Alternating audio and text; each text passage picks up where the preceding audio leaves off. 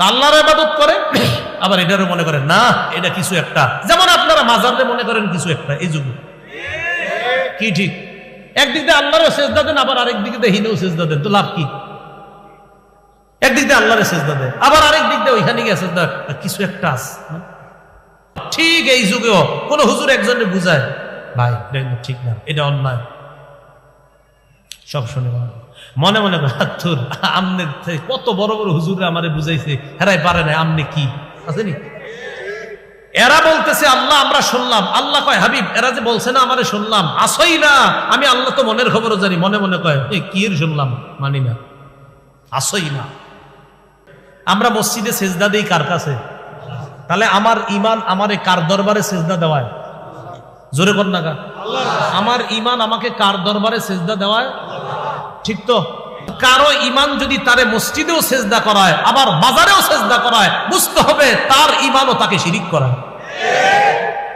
আমনে না মুমিন, আমনের ইমান আছে, আমনের বিশ্বাস আপনার সেজদা করায়, আবার আমনের বিশ্বাস আপনারে বাজারেও সেজদা দেওয়ায়। এটা কেমন বিশ্বাস আপনার? আল্লাহ কয় যে বনী ইসরাইলের কিছু মানুষের বিশ্বাস এমন হয়েছে, তাদের এক বিশ্বাসে তারা আমি আল্লাহরে মানে, আবার ওই বিশ্বাসে তারা গরুর বাছুরকে পূজা করে। ঠিক এই যুগেও পাবেন একই বিশ্বাসে সিজদা দেয়, আবার ওই ঈমান নিয়ে অন্য জায়গায় সিজদা দেয়। আল্লাহ হেফাজত করে, আল্লাহ হেফাজত করে।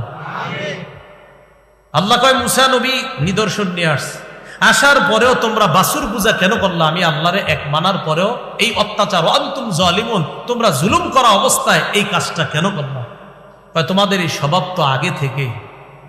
এরপরে আল্লাহ কি করে দেখেন, আরেকটা অপরাধ করছো আগে তোমরা, কি? ওয়াইদ আখাযনা মিসাকাকুম ওয়া রাফা'না ফাওকাকুমুত তুর। বুঝেন কথাটা? মুসা নবীকে আল্লাহ যখন বিধান দিলেন তাওরাত, তো জনগণের কাছে এসে যখন বললেন আমি একটা কিতাব নিয়ে এসেছি, এই কিতাবটার নাম তাওরাত। দেখেন তাওরাত কিতাব কিন্তু মুসা নবী যে নিজে থেকে আনতে গেছে বিষয়টা এমন না। মুসা নবীর জাতিই বলছে যে হযরত আমাদের জন্য একটা বিধান দিয়ে একটা কিতাব দরকার, যে কিতাব থেকে আমরা জানবো কোনটা আমাদের করণীয়, কোনটা বর্জনীয়। সেই জিনিসটা জানার পর মুসা নবীরে আল্লাহ ডাক দিছে, আসেন আপনার বিধান সম্বলিত একটা কিতাব দেই, তাওরাত। তো বলেন তো রিকোয়েস্টটা কারা করছিল? জাতিরা, যে একটা কিতাব নিয়ে আসেন। তো আনার পর মুসা নবী যখন বলছে তাওরাতের বিধান এইগুলা মানো, তখন বনী ইসরাইলের মধ্যে এরা বলা বলি করতে লাগলো, কয় সবগুলা তো মানা সম্ভব না। কি কয়? কিছু বিধান ভালো লাগে, কিছু ভালো লাগে না, বুঝলেন? কয় কিছু তো ভালো লাগে, কিছু না। মানে যেদ্দুর পারমু মানমু, যেদ্দুর পারমু না, যেটি ভালো লাগবো না এটি মানবো না, এটা হলো বিষয়টা। ঠিক এই যুগেও কোন হুজুর একজনে বুঝায় ভাই